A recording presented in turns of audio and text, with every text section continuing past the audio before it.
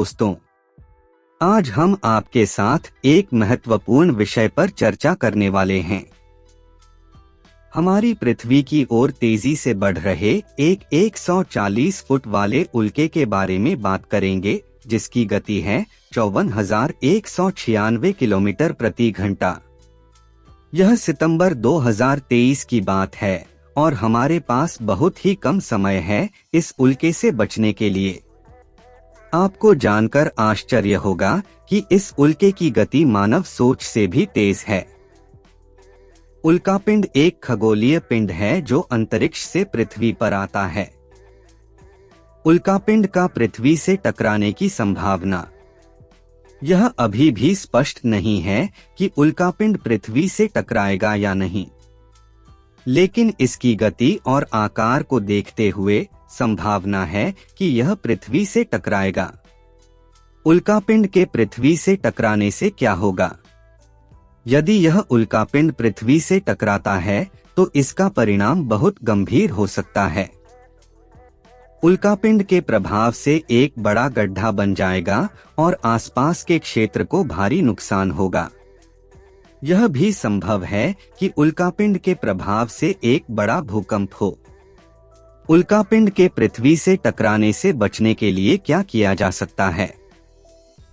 वैज्ञानिकों ने उल्कापिंड के पृथ्वी से टकराने से बचने के लिए कुछ उपाय सुझाए हैं। इनमें से कुछ उपाय इस प्रकार हैं।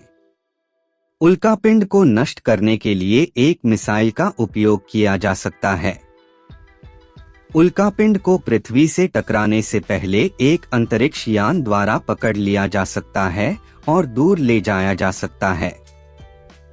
उल्कापिंड को पृथ्वी से टकराने से पहले एक बड़ा जाल का उपयोग करके विक्षेपित किया जा सकता है। हमें जानने की जरूरत है कि ऐसे संकट के सामने हमारे पास क्या विकल्प हैं। विकल्प 1, नासा की योजना। नासा जैसे संगठन ने पूरी दुनिया में बहुत सारे उल्कों की मॉनिटरिंग की है। वे सक्षम हैं और उल्के की दिशा और गति का निरीक्षण करते हैं और आवश्यकता होने पर कदम उठाते हैं। विकल्प 2, उल्के की दिशा बदलना। वैज्ञानिक विचार कर रहे हैं कि हम उल्के की दिशा को बदलकर उसके पास से पृथ्वी को गुजरने का प्रयास कर सकते हैं। यह कठिन काम हो सकता है, लेकिन यह एक संभावित विकल्प है। विकल्प 3, उल्के को टूटने देना। अगर हम उल्के को टूटने देते हैं तो उसके टुकड़े पृथ्वी की दिशा में न जाएं, जिससे हम बड़े संकट से बच सकते हैं। विकल्प 4, उल्के को धकेलना। यह भी एक विचार है कि हम उल्के को किसी शक्तिशाली वाहन का उपयोग करके धकेल सकते हैं, जिससे उसकी गति बढ़ सके और वह पृथ्वी से दूर जा सके। ये सिर्फ कुछ विकल्प हैं और इनमें से कोई भी सुरक्षित और संभावित हो सकता है। हमें तेज और सही निर्णय लेने की आवश्यकता है ताकि हम संकट से बच सकें। इस वीडियो का उद्देश्य सिर्फ आपको जागरूक करना है और आपको सोचने पर मजबूर करना है। इसके साथ ही हमें एक दूसरे के साथ मिलकर इस संकट से निपटने के तरीकों पर विचार करने की आवश्यकता है।